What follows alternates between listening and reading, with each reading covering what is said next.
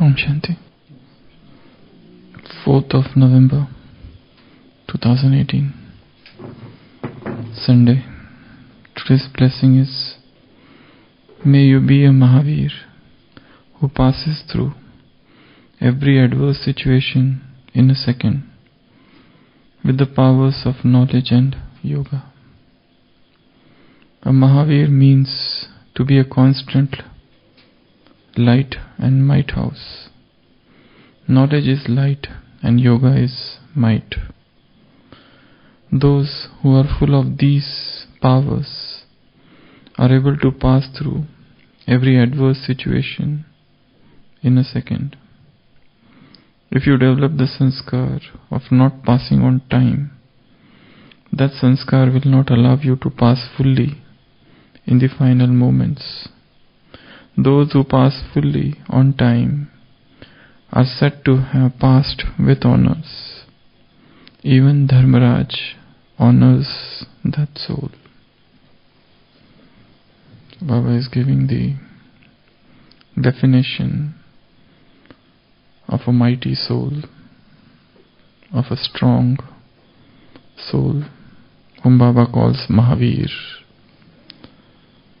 So he would be constant light and constant might, a lighthouse and might house.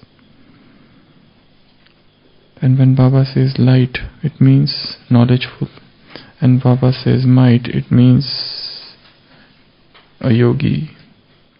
So those who are full of these two powers, which powers? Light and might. And this knowledge is light and yoga is might.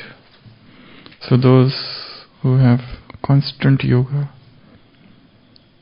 an uninterrupted yoga, a strong connection, intrinsic connection with Shiva Baba, they would be called yogis. And if you developed the sanskar of not passing on time, the sanskar will not allow you to pass fully in the final moments. If you have the powers, these two powers, you will pass in adverse situation in a second. And those who do not have the power, they will fail. And just passing is not important. One most important word Baba has attached is on time. This is most important. Passing with honor is a different thing. But even before that, most important thing is passing on time. For example, a student prepares for some exam for 1 year, and then he goes to give exam, but at the time of exam he fails to remember anything, and once he finishes the exam, after that he remembers. So what do you say to this? Or another person is there, he goes for an interview and he prepares for the interview for 1 year, and at that moment of interview he or she forgets everything. Everything becomes blank. What do you say to this? Or an athlete, he prepares for the whole year to excel in some competition, and when he appears for that competition, his courage fails him. Or a lawyer is studying the case for 6 months, and it's a time of presenting that case or defending the person in the court of law, and there he fails. Mahatma Gandhi has written in his autobiography, when it was his first case as a lawyer, the other lawyer was very strong, And he says, my heart sank in my boots. I got terrified, petrified, not knowing what to understand, what to say and what not to say. And he failed terribly. Or a soldier, he prepares for the whole year for some war. Okay? And when the war comes, he is afraid. So most important thing is on time, no matter how much knowledge one has. That's why Baba is saying these two are powers, light or knowledge. We have a lot of knowledge about things, but failure to apply that knowledge on time.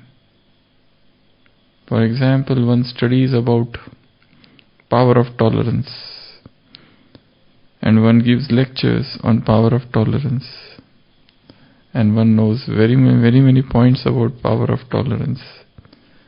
But the moment somebody insults, he can't tolerate. So there is a huge gap to theory and practical. How to bridge this gap? This is what is known as practical spirituality. Ours is not just theory about virtues, theory about world cycle, theory about God is here and God is there and He comes, and cycle is of this many years and all that. So this is not just theory, but this theory should translate into practice. And so long as there is a gap,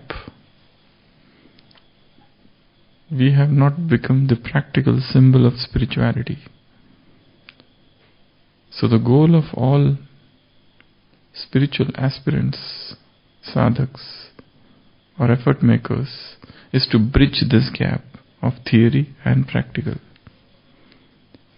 Because probably many things we are understanding as theory, few things, there is a lot of leakage in between, and we cannot apply this here.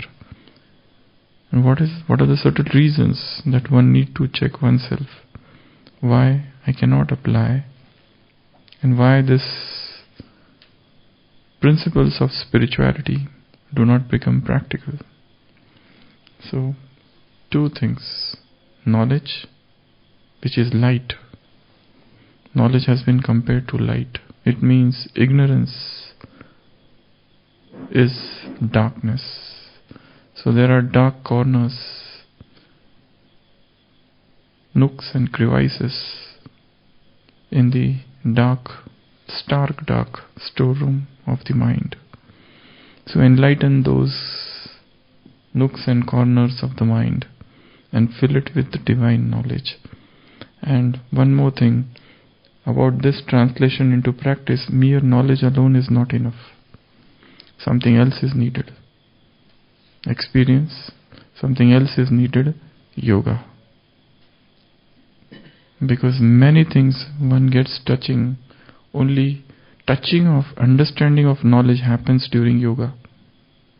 One may take up Murli and read it 10 times, okay? One may go in nature and one may churn it for a long time. Fine. But there are few things about knowledge which we understand only and only in the bodiless stage.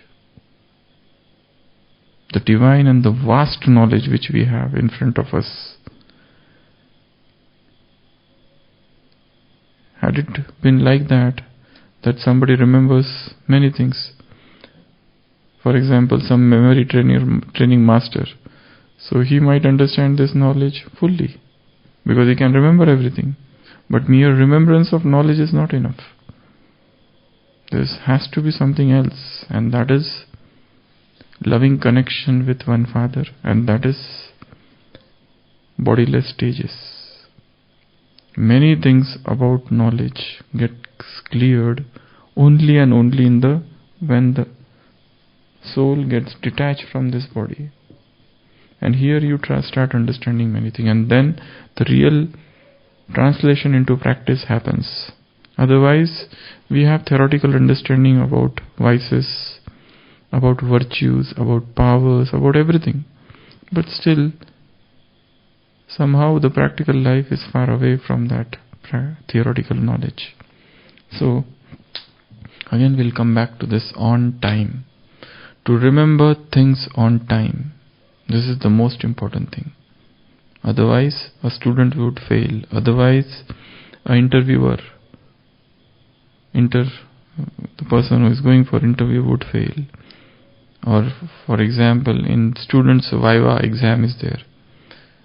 Viva exam, where somebody asks questions, examiner asks questions and you have to answer.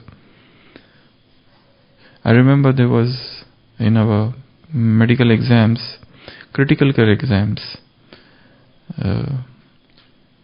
there were exam going on in ICU, and ICU exams are very, very tough. You have very difficult patients who are on ventilator and who are unconscious and who have got multiple illnesses, and the exam is on that patient. And the examiner would ask the critical care specialist, they ask students questions pertaining to that patient. So there was one girl who was working in ICU for 1 year, more than a year, and she had come for the exam when we were in BSCS. So she was asked so many questions, but she failed in such a terrible manner that she couldn't answer a single question. The examiner were 3-4 examiners, and they were asking. There were about only 7 minutes to examine the patient. Only 7 minutes you examine the patients, and 7 minutes you do your writing. Once you finish 14 minutes, the examiner comes, and they ask you all the details about what are your conclusions and everything. So that girl failed because she was just as if petrified, stoned. Everything went blank. She couldn't remember anything. She was just sweating and sweating and sweating. And the ultimately examiner said, you go and take rest. So she was a very clever student. She was managing ICU independently, all critically ill patients. But during exam, she couldn't remember anything. So to remember knowledge on time, this is very important. To be able to devise means and methods of escape in captivity. That is most important. So that's why Baba is saying, you have two powers. Power of light, power of knowledge, and power of yoga. If you have these two powers, you will be able to pass on time. And if right now we are in a position or situation where we cannot, or we have the experience of not passing on time, probably the depth of knowledge which we have is not enough. And probably the stages of yoga which we are experiencing are very immature. And probably we are deceiving ourselves and saying that I am having a very good yoga. That's a self-deception, self-hypocrisy, self-cheating, self-lying. First come to the conclusion that what we have understood about knowledge is nothing. There are many, many subtle, internal mountains to scale still. That Socrates of Greece, he used to think that he is knowledgeful. And one day, at the temple of Delphi in Athens, in Greece, it was announced that the only wisest person in the world is Socrates, and people went to him and told him, it has been prophesied, and there is an oracle there, and he said that you are the wisest person. And he says, no, I am not. Earlier he used to think that I am wisest, but then there was never such a prophecy by anybody, a declaration anywhere. But when he came to the conclusion that I do not know anything, what I have understood is nothing, that time the declaration came that he is the wisest person on this earth. So, to know that I know not is the beginning of knowledge. To know that I do not know is the beginning of the knowledge. To know that we have not understood what is this body conscious, soul conscious stage, and what are the depths of soul conscious stage. Baba used so many words: Videhi, one place; Ashriri, another place; Avyakta, third place; Farishta, fourth place; Bijrup, sixth place; Combined, seventh place; Avyakt. These are the 8 different stages Baba talks about. And what are the deeper connotations of these stages?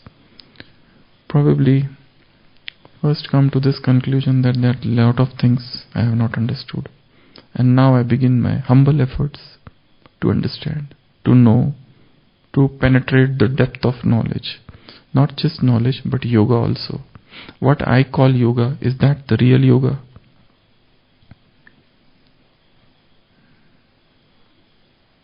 Or the mind is wavering all the time.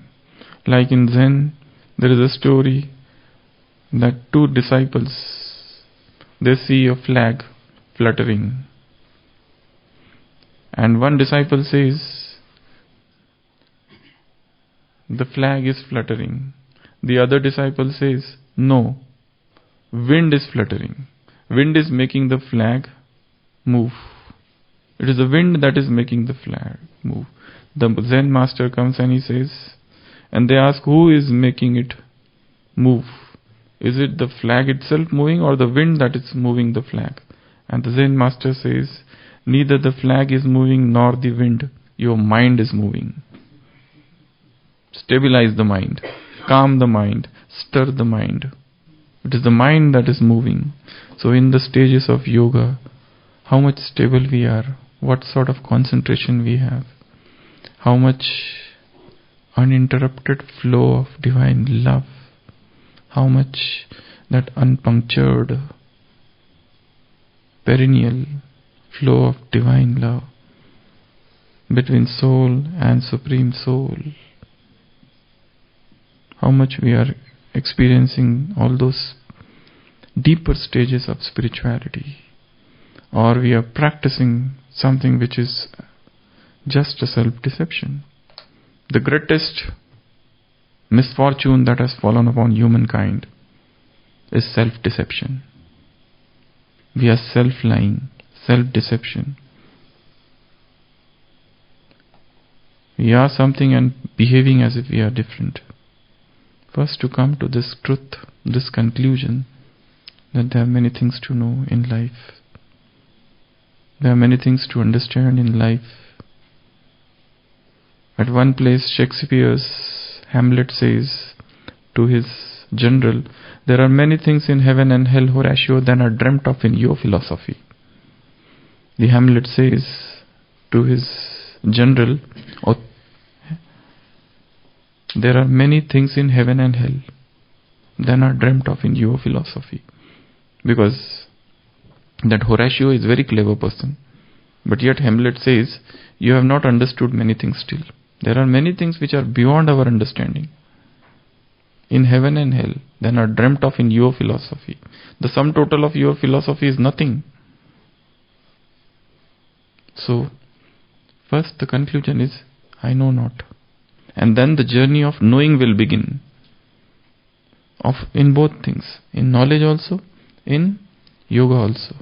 Both things. So Baba says, knowledge and yoga, both are powers. And if you have that powers, then you will pass on time. Otherwise, all those examples which we gave about failing on time, and that will not allow us to pass with honor. And if these powers are full, we will pass with honor. Now other question is, what is failure? What is failure? What are the biggest failures of life? How do you define failure? That is a very weak definition of failure. What we want, we did not get. Not trying is the biggest failure. One of the definitions of failure is not trying.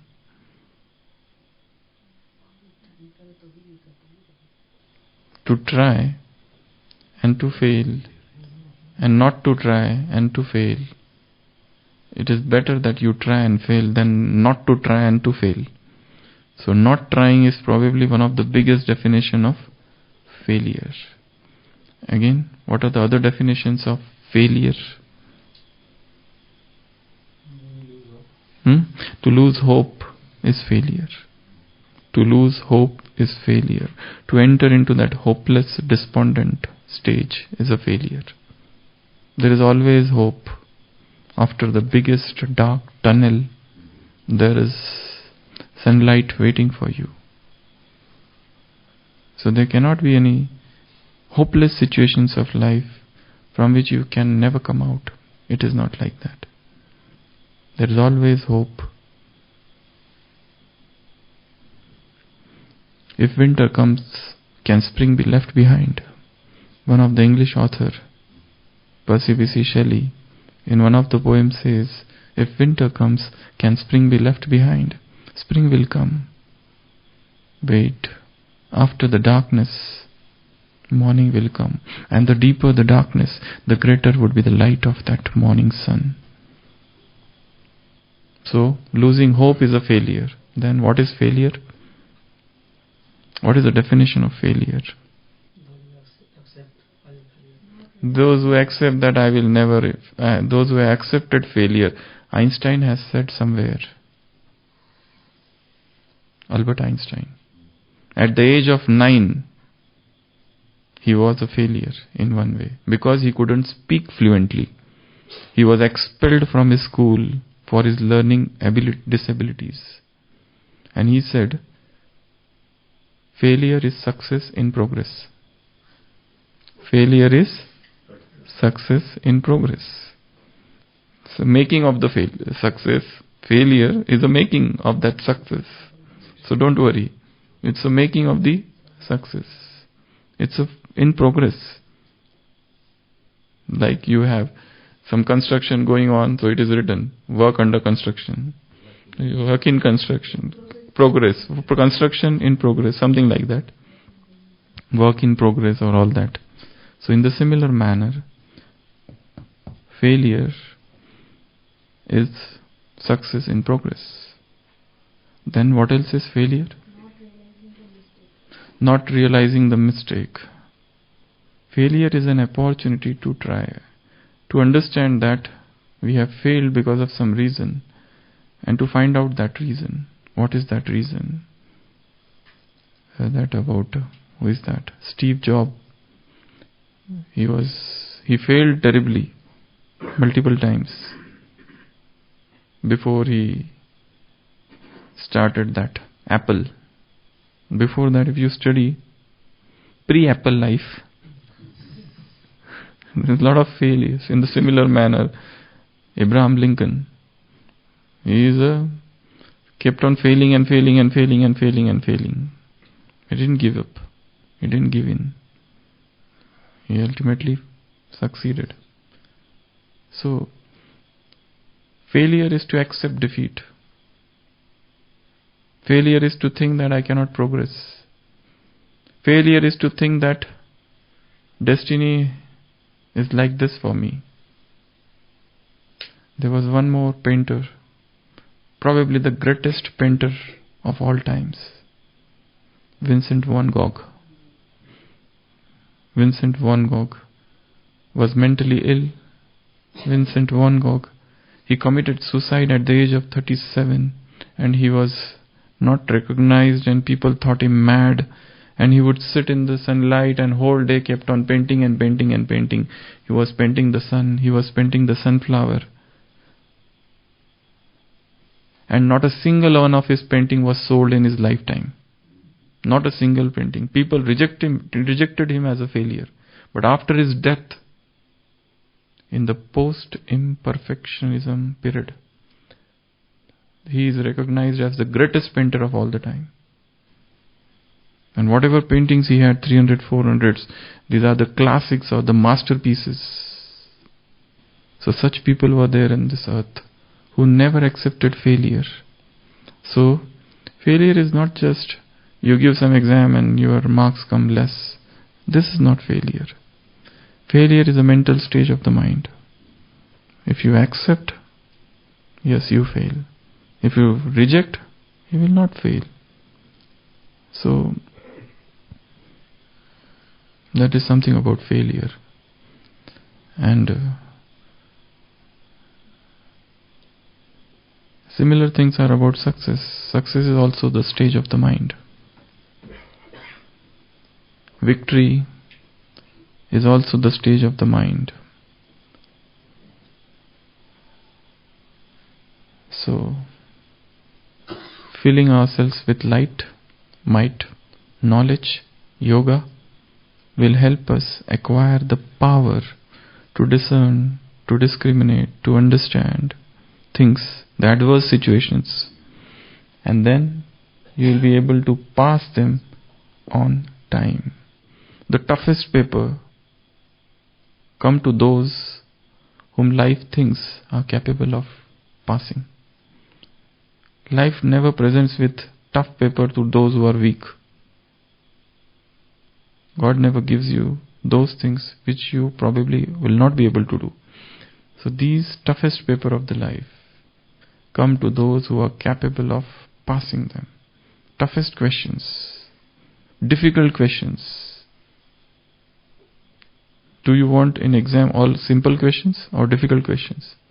If suppose you are a very bright student, what do you want in exam? Why? Because there is a batch of 50 students and you are the cleverest and you have studied the hard, rest of them have not studied. So you want very simple paper, because if paper is simple everybody will pass. Then what is the use of my cleverness and my dedication and my study? That's why I want paper to be set, very tough paper to be set. So let tough paper be there. And Baba has given answer to all the questions. No question is out of syllabus. Only thing is you have not studied those. You have taken late admission. So go back and study those literature of God. So there is no difficult questions. To end with, I will just tell a joke or a story. There was a lady sitting in a flight, and one man came, and he was a scientist, a philosopher. He came and sat beside her, and he said to her, "Let's play some game." She said, "No, I don't want to play. I'm feeling sleepy. I want to sleep. I'm not interested in your game." So he requested, he pleaded. But she said, no, I am not interested in your game. He insisted, please play with the game. And immediately he says, I will ask you one question. Okay, I will ask you one question. If you fail to answer, you give me $5.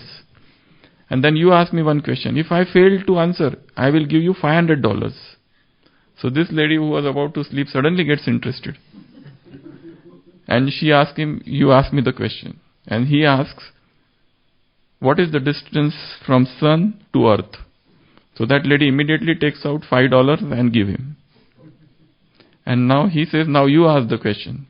So the lady asks, what is that animal who goes with three limbs to the mountain and comes back with 4 limbs? So he is confused. And till that time, this lady goes to sleep. And then he opens his laptop. He Googles it. He tries to mail, WhatsApp, and does so many things to find out from his friends, because there is no such answer. For 1 hour, he is searching and Googling and surfing on the internet to find out which is that animal which goes with 3 legs on the mountain and comes back with 4 legs. This is such a tough question. So After 1 hour, he says, I am defeated. Take this $500. So she takes the $500 and goes to sleep. But he says, hey, no, tell me the answer. So she takes $5 and gives him. She says, I don't know.